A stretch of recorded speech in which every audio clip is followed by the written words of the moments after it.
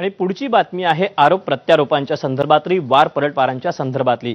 मनोज जरांगे यांनी ओबीसी अधिवेशनाच्या दरम्यान मराठा समाजामध्ये, मराठा आंदोलनामध्ये दंगल घडवली जाईल असा गंभीर आरोप केलेला होता आणि यावरच आता ओबीसी महासंघाचे अध्यक्ष बबनराव तायवाडे यांनी स्पष्टीकरण दिलेले आहेत आणि जरांगेंचे आरोप फेटाळून लावलेत। मनोज जरांगे हे मानसिक तणावातून आरोप करत असल्याचा दावा बबनराव तायवाडे यांनी केला। मनोज जरांगे हेच महाराष्ट्रात मराठा आणि मराठेतर वाद वाढवण्याचा प्रयत्न करत असल्याचा आरोप बबनराव तायवाडे यांनी केला। मी ओबीसी साठी लढणार आणि मराठ्यासाठी कोण लढणार? मग ही पद्धत चांगली नाही। आता लोकांना ओबीसी सुद्धा कळून चुकलं, ह्यो फक्त भांडण लावायचं काम करतोय।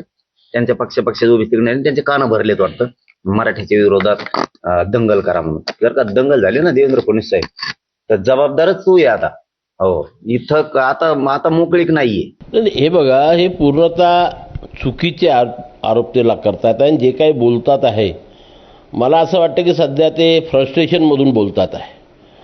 त्यांनी जे म्हटलं आहे, पहिलं तर असं म्हटलं आहे किंवा देवेंद्र फडणवीस यांनी मेळावा आयोजित केलेला होता, याच्यावरती माझा पूर्णतः आक्षेप आहे। ओबीसी महासंघाच्या पदाधिकाऱ्यांसोबत किंवा आणखी कोणासोबत मान्य देवेंद्र फडणवीस साहेब यांची कुठेही गुप्त बैठक झालेली नाही।